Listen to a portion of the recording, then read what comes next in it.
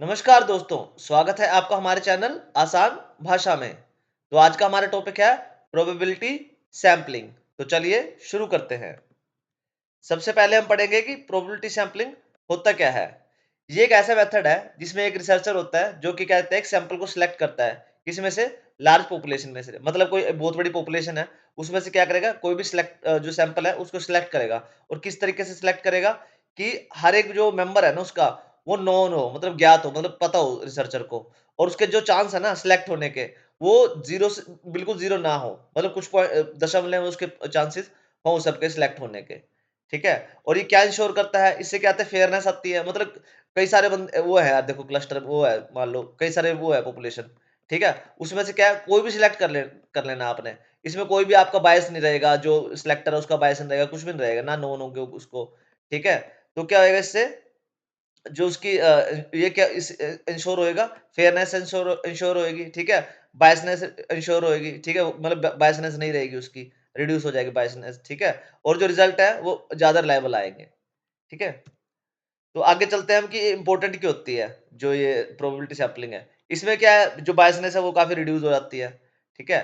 और जो रिजल्ट्स हैं वो काफ़ी एक्यूरेट आते हैं इसके। मतलब ये नहीं है कि पर जो चांसेस है ना सिलेक्ट होने के भी बढ़िया, जो हमने पोर्शन सिलेक्ट किया है, वो सही निकलेगा, सारे जो पॉपुलेशन को रिप्रेजेंट करेगा। तो इसके रिजल्ट क्या है, काफ़ी स्ट्रॉन्ग आते हैं, अच्छे आते हैं। Helps represent the entire population, वो जैसे कि मैंने बताया आपको, वो एंटायर पॉपुलेशन को रिप्रेजेंट कर देगा। मान लो आपने 100 बंदे हैं, उनमें से कोई एक बंदा सिलेक्ट कर लिया कि ये बंदा मतलब नेचर में बहुत अच्छा है। तो आप ये कह सकते हो कि सारी पॉपुलेशन का नेचर अच्छा है। तो तभी इसको नाम है प्रोबेबिलिटी सैंपलिंग, और प्रोबेबिलिटी के हिसाब से वो सिलेक्ट करते हैं सब कुछ। ठीक है? Good for making general conclusion, इसमें क्या है कि आप जनरल कंक्लूजन निकाल सकते हो, मतलब एक्यूरेट बिल्कुल पिन पॉइंट कंक्लूजन तो नहीं निकलते, बट जनरली अगर आपको कोई कंक्लूजन निकालना है ना, तो इससे परफेक्टली निकल जाता है।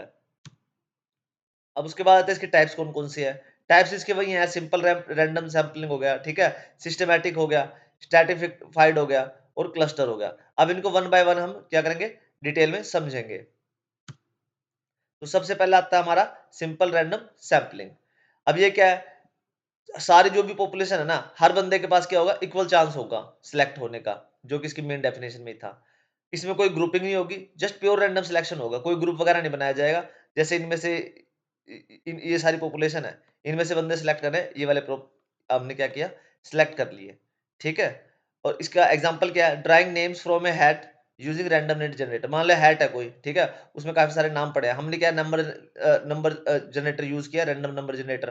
ठीक है? और हमारे पास कोई सा भी नंबर आया, उसको हमने सिलेक्ट कर लिया कि यही है हमारा, जो पूरी पॉपुलेशन को क्या करेगा, रिप्रेजेंट करेगा। उसके बाद दूसरा नंबर आता है हमारा सिस्टमैटिक सैंपलिंग का। इसमें क्या करना है, हमने हर जो केथ पर्सन है ना लिस्ट में, उसको सिलेक्ट कर लेना है। मान लो 1 से लेके 9 तक आपके पास कोई लिस्ट है, ठीक है? हमने क्या करना है, केथ मतलब के की जगह पे, के क्या है, वेरिएबल है, के की जगह पे कुछ भी लगा दो, 1, 2, 3 कुछ भी लगा दो के आगे। ठीक है? तो के आगे जो भी लगेगा यहाँ पे वही पर्सन हमें यूज़ करना है। जैसे इसमें कौन-सा यूज़ कर रखा है हमने, के की जगह पे थर्ड, मतलब कोई भी जो भी तीसरा बंदा होगा ना वो यूज़ होगा इसमें से। जैसे कि ये तीसरा हो गया, फिर सिक्स्थ हो गया, ठीक है?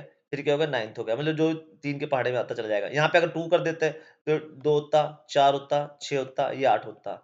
ऐसे-ऐसे करके जो भी kth पर्सन पे आता है ना लिस्ट के, उसको सिलेक्ट करते चले जाएँगे। तो ये हमारे क्या सिस्टमैटिक सैंपलिंग होके आ गई है। इसमें क्या है, नंबर्ड लिस्ट चाहिए होती है लेकिन पॉपुलेशन की। ये नहीं कि पॉपुलेशन को रैंडमली सिलेक्ट कर लिया आपने, उनको नंबरिंग करनी पड़ती है पहले। ठीक है? जैसे कि आपको बताया गया के इज़ इक्वल टू 5 है, तो 5th होगा, 10th होगा, फिर 11th और 15th होगा। ठीक है? और सो ऑन, ऐसे सिलेक्ट होता चला जाएगा। उसके बाद आता है स्ट्रैटिफाइड सैंपलिंग। ठीक है? पॉपुलेशन का क्या करना है हमने, एक सब ग्रुप में डिवाइड कर देना है, जिसको स्ट्रैटा बोलते हैं। Randomly select from each group, अब क्या करना है, उस ग्रुप में से एक-एक बंदे को सिलेक्ट कर लेना है। मान लो ये पॉपुलेशन थी पूरी, इनके हमने क्या करें, ग्रुप बना दिए 3-3 के। ठीक है? अब इनमें से एक-एक बंदा सिलेक्ट कर लेना है, इसमें से एक कर लेना है, इसमें से एक कर लेना है। ठीक है? तो इसको कहते हैं हम स्ट्रैटिफाइड सैंपलिंग, मतलब स्टार्ट मतलब क्या होता है, सब ग्रुप्स में से सिलेक्ट करना। Divide student by grade level, जैसे मान लो स्कूल है, उससे 12वीं तक बच्चे पढ़ते हैं, तो सबको ग्रेड लेवल में डिवाइड कर दिया। ठीक है? जैसे पहली क्लास का हो गया, दूसरी क्लास का हो गया, ठीक है? फिर तीसरी क्लास का हो गया, फिर चौथी क्लास का हो गया। ऐसे बच्चों को सिलेक्ट कर उन्होंने ग्रेड के हिसाब से उनको सिलेक्ट कर लिया। फिर क्या करना है, अब उन जो ग्रेड चूज़ करे हैं ना, उनमें से एक-एक बच्चों को आपने सिलेक्ट करना है। तो ये होता है स्ट्रैटिफाइड सैंपलिंग। उसके बाद आता है क्लस्टर सैंपलिंग। अब क्लस्टर सैंपलिंग क्या है? डिवाइड इनटू क्लस्टर, उनको क्या करना है? क्लस्टर में डिवाइड कर देना है, ठीक है? जैसे कोई भी शहर है, उसमें से क्या करना है हमने? विलेजेस अलग कर दिए, ठीक है? स्कूल हो गया और क्लासेस हो गए, ठीक है? जैसे कई सारे विलेज है, उनमें से एक विलेज को ले लिया, कई सारे स्कूल उनमें से एक स्कूल को ले लिया, ये इसका एग्जांपल बनता है। Randomly select entire entire cluster, कोई भी जैसे कई सारे विलेज हैं, उनमें से क्या करना है? पूरे एक गाँव को उठा लेना हमने, ठीक है? वो क्या हो गया? एक क्लस्टर हो गया। Pick 3 school from a city, ठीक है? अब कई सारे स्कूल हैं वहाँ पे, हमने क्या करना है? 3 स्कूल उठा लेने हैं उसमें से कोई भी, और उन जो 3 स्कूल उठाएँगे उनमें से क्या करेंगे? सर्वे करेंगे हर स्टूडेंट का, उन स्कूल में से, ठीक है? जैसे यहाँ पे एग्ज़ाम्पल दिखाया हुआ है। एडवांटेजेस क्या है इसके? जो प्रोबेबिलिटी सैंपलिंग है, लेस बायस होती है, जो इसकी इंपॉर्टेंस पड़ी थी वही है वैसे तो ये, ठीक है? एक्यूरेट रिजल्ट आते हैं इसके, सारी पॉपुलेशन को रिप्रेजेंट करती है, और बेस्ट फॉर रिसर्च स्टडीज, अगर आप रिसर्च कर रहे हो, ठीक है, उस के लिए प्रोबेबिलिटी सैंपलिंग बहुत ज्यादा कारगर साबित होती है। उसके बाद क्या है, इसकी डिसएडवांटेज कौन-सी है? इसकी ये टाइम कंज्यूमिंग हो जाता है, क्योंकि अगर बहुत सारी पॉपुलेशन है ना, उनमें से अगर आपने ऐसे रैंडमली सिलेक्ट करोगे एक-एक बंदे को क्लस्टर बना के या स्ट्रैटिफाइड करके या कुछ भी करके, तो बहुत ज़्यादा टाइम ले जाती है। और ये एक्सपेंसिव भी होती है, क्योंकि जितनी ज़्यादा पॉपुलेशन होगी, फिर जितने ज़्यादा आपके पास मेथड होंगे सिलेक्ट करने की, प्रोबेबिलिटी निकालने, क्योंकि हमें जो रिजल्ट चाहिए होता है ना, वो एक्यूरेट चाहिए होते हैं, इसलिए काफ़ी ज़्यादा एक्सपेंसिव हो जाती है। और रिक्वायर कंप्लीट पॉपुलेशन लिस्ट, अब हमें पूरी पॉपुलेशन की लिस्ट चाहिएगी। ये नहीं है कि किसी सैंपल को उठा के उसमें से हमने निकाल लिया है। पूरी पॉपुलेशन की लिस्ट होगी, उसके बाद ही हम इसको एग्जीक्यूट कर सकते हैं प्रोबेबिलिटी सैंपलिंग को। नीड्स गुड प्लानिंग, इसके लिए प्लानिंग भी बहुत अच्छी चाहिए होती है। ये नहीं कि कभी मुँह उठा के चल पड़े और सैंपलिंग करनी शुरू कर दी। प्रॉपर प्लानिंग के साथ इसको करा जाता है, क्योंकि पॉपुलेशन का मामला है ना, तो उसमें अच्छी प्लानिंग चाहिए होती है। अब कंक्लूजन क्या निकलता है इसका? कंक्लूजन ये निकलता है इसका कि ये फेयर है और साइंटिफिक है। मतलब ये नहीं है कि तुक्के मार रहे हैं, साइंटिफिक है ये काफ़ी। ठीक है, सिलेक्ट करना सैंपल को।